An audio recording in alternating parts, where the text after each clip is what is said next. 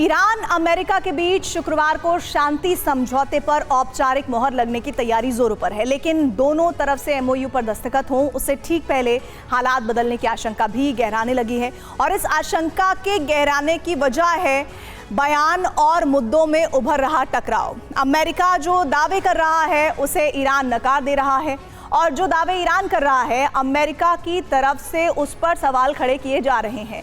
अब सवाल यह है कि आखिर ऐसा हो क्यों रहा है? क्या शांति सम्मेलन संकट में है या फिर ये कोई एक पक्ष ऐसा करने के लिए मजबूर है? जवाब इस रिपोर्ट में है। क्या औपचारिक दस्तखत से पहले ही जंग भड़क जाएगी? क्या समझौते के मुद्दों पर यूएस ईरान में टकराव शुरू हो गया है? तरफ ट्रंप कह रहे हैं कि हॉर्मुज से जहाजों की आवाजाही शुरू हो गई है, ये भी दावा कर दिया है कि हॉर्मुज में कोई टोल नहीं लगेगा।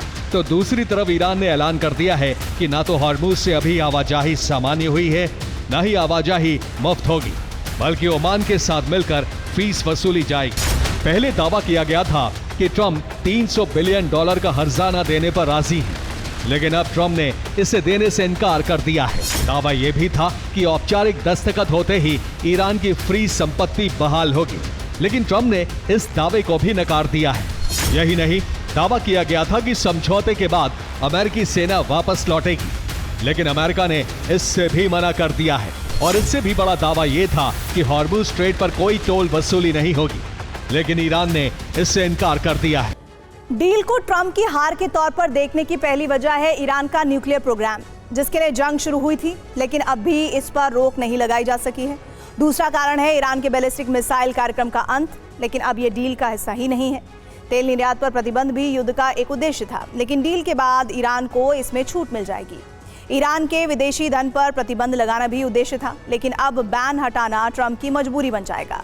ट्रंप इस जंग से क्षेत्रीय गठबंधन को मजबूत बनाना चाहते थे, लेकिन इस जंग ने अरब देशों को ट्रंप से दूर कर दिया।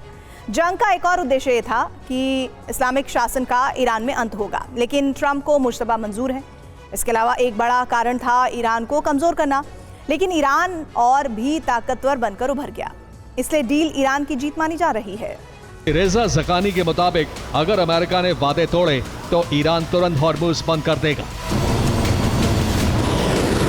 यानी सच्चाई ये है कि हॉर्मुज अभी जहाजों के लिए सुरक्षित नहीं है। जवाब सोशल मीडिया पर ट्रेंड कर रहे इस पोस्टर से मिलता है, जिसकी हेडिंग है ट्रंप ईरान की जंग कैसे हार गए, और संदर्भ दिया गया है कि ट्रंप ने अपने 80वें जन्मदिन पर जंग खत्म करके जीत ईरान को सौंप दी। पहला कारण परमाणु कार्यक्रम है, जिसे खत्म करने के लिए जंग छेड़ी गई थी, लेकिन वो अब भी कायम है। उल्टा अमेरिका को वार्ता की टेबल पर बैठना पड़ा। दूसरा कारण है ईरान का शक्ति प्रदर्शन, जिसमें उसने साबित कर दिया कि हॉर्मुज बंद करके वो दुनिया की अर्थव्यवस्था का गला घोंट सकता है। और तीसरा कारण है अमेरिका को नुकसान, क्योंकि इस युद्ध में रोजाना अमेरिका के $2 अरब खर्च हो रहे हैं। पहला ये कि ईरान के मोर्चे पर अमेरिका फंस गया है, दूसरा ये कि ट्रंप की लोकप्रियता भी संकट में घिर गई है। दरअसल ईरान ने ऐसा शिकंजा कसा है कि ट्रंप मुश्किल में फंस गए हैं। हॉर्मुज स्ट्रेट चोक कर दिया गया है और दुनिया ने इसके लिए ट्रंप को जिम्मेदार मान लिया। हॉर्मुज पर ईरान ने टोल सिस्टम लागू कर दिया और लगता है कि ट्रंप इस शर्त को भी स्वीकार कर लेंगे। अगर ऐसा न हुआ तो ईरान के पास बाब अल मंदेब जैसा चोक पॉइंट भी है। यही वजह है कि ट्रंप संपत्ति लौटाने को तैयार हो गए। और जब ईरान ने ठान लिया कि युद्ध लड़ा जाएगा, तो खबर यह है कि ट्रंप $300 अरब का हर्जाना भी भरने के लिए तैयार हो गए। यानी इस मोर्चे पर अमेरिका का दबाव बेअसर साबित हुआ, जिससे ट्रंप की लोकप्रियता घटने लगी और ट्रंप डील के लिए मजबूर हो गए। दावा किया जा रहा है कि अमेरिका अभी सेना वापस नहीं बुला रहा है। 60 दिन की वार्ता के दौरान सैन्य तैनाती बनी रहेगी।